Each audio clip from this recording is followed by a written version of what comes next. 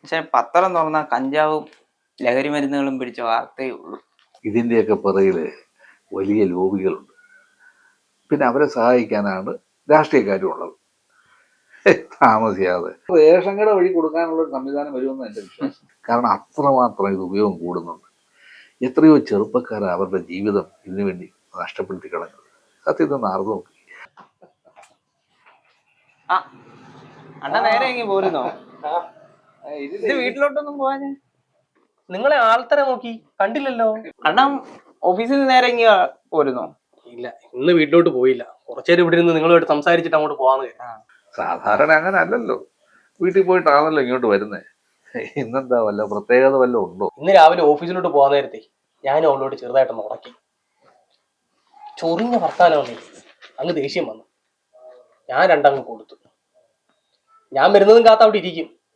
കാത്തിരിക്കട്ടെ, അത്ര കൊള്ളത്തില്ലല്ലേ. ഈ തല്ലുകൊണ്ടിട്ടും കാത്തിരിക്കുന്ന ഭാര്യയെ ആദ്യമായിട്ട് കാണുക. അതല്ല ആശാനെ, അവൾക്ക് എന്നെ തിരിച്ചു തല്ലിയില്ലെങ്കിലേ ഉറക്കം വരത്തില്ല. അപ്പൊ അവിടെ ഭാര്യാപീഡനമാ നടക്കുന്നത് അല്ലയോ? അണ്ണാ നിങ്ങളിത് കണ്ട, ഭാര്യയ്ക്കും ഭർത്താവിനും കൂട്ടു ഉത്തരവാദിത്തമാണ് വീട്ടുജോലിയെന്ന് കോടതി ഉത്തരവിട്ടിട്ടുണ്ട്. നീ ആ പേപ്പർ ഇങ്ങനെ തന്നെ ഭാര്യയെ ഒന്ന് കാണിക്കാനാ. ഇപ്പഴാ ഒന്ന് സമാധാനമായത്. വീട്ടുജോലി ചെയ്യുന്നതിനൊരു പരിധി ഇല്ല ആശാനെ. കുട്ടികളെ ഓർത്താ, അല്ലെങ്കിൽ പുല്ല് കളഞ്ഞിട്ട് പോയാനെ. അല്ല, നീ പെണ്ണ് കെട്ടാൻ നടക്കൂല്ലേ? പെണ്ണ് കെട്ടി എന്റെ ഗതി കണ്ടല്ലോ. എന്തായി നിന്റെ പെണ്ണ് കാണല്? ഇടേ ഈ കഴിഞ്ഞ ഒരു ആലോചന വന്നായിരുന്നല്ലോ, അത് കൊള്ളാമായിരുന്നല്ലോ. അത് എന്ത് പറ്റി? അത് തെറ്റിപ്പോയി ആശാനെ. എങ്ങനെ തെറ്റിയത്? അത് പെണ്ണിന്റെ അച്ഛൻ ഒരു നിബന്ധന വെച്ച്. അച്ഛൻ കേൾക്കണം, പെണ്ണിന് ജീവിക്കാനുള്ള സ്വത്തും പണവും ജീവിതാവസാനം വരെ ഉള്ളത് കൊടുക്കും. പക്ഷെ ആ സ്വത്തും പണവും പെണ്ണിന്റെ ജീവിതാവസാനം വരെ സൂക്ഷിക്കുന്നവന് മാത്രമേ പെണ്ണിനെ കൊടുക്കൂന്ന്. നീ എന്ത് പറഞ്ഞു? ഞാൻ എന്താ പറയാ, ഞാൻ ഒരു നിബന്ധന വെച്ച്. ഞാൻ പറഞ്ഞ് നിങ്ങളുടെ മോളെ കെട്ടുമ്പോ അതേ സൗന്ദര്യം അവളുടെ ജീവിതാവസാനം വരെ കിട്ടുമെങ്കിൽ അങ്ങനെയാണെങ്കിൽ ഞാൻ കെട്ടാന്ന് പറഞ്ഞു. മിടുക്കൻ.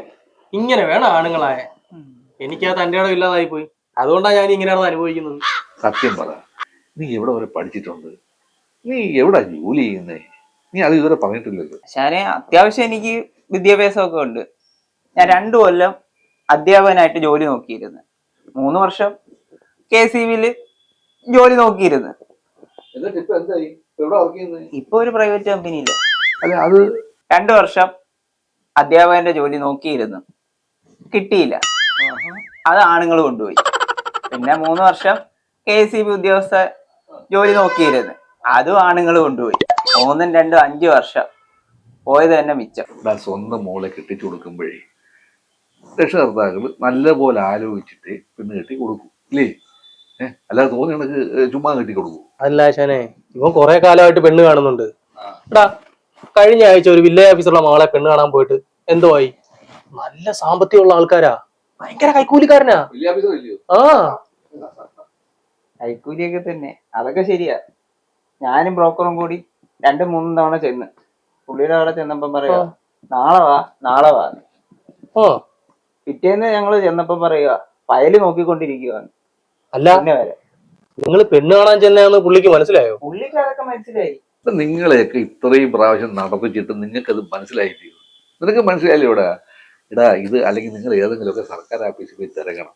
എടാ എന്തെങ്കിലും കൈക്കൂലി കൊടുക്കാതെ എന്തെങ്കിലും കാര്യം നമുക്ക് നടത്തിയെടുക്കാൻ ഒക്കൂ. ഇതുവരെയായിട്ട് നീ മനസ്സിലായിട്ടില്ലെങ്കിൽ കഷ്ടമാണ് കേട്ടോ. നാളെ തന്നെ നിങ്ങൾ വില്ലേജ് ഓഫീസറെ കാണാൻ പോകണം. ഒരു 500 2 നോട്ട് ഒരു കവറിലിട്ട് വില്ലേജ് ഓഫീസറുടെ മേശപ്പുറത്തോട്ട് അങ്ങ് വെക്കണം. എന്നിട്ട് ചോദിക്കണം എപ്പോഴാ മോളെ പെണ്ണ് കാണാൻ വരണ്ടേന്ന്. അപ്പോഴയാൾ നോട്ടിലോട്ട് നോക്കും. നോക്കിയിട്ട് അയാൾ പറയും, നാളെ തന്നെ വന്ന് പെണ്ണ് കണ്ടോ. സ്വന്തം മോളെ പെണ്ണ് കാണാനാണെങ്കിലും അയാൾ കൈക്കൂലി വാങ്ങിക്കാതെ അങ്ങേരി ചലിക്കത്തില്ല. അതാണ് നമ്മുടെ വില്ലേജ് ഓഫീസർ. മനസ്സിലായോ?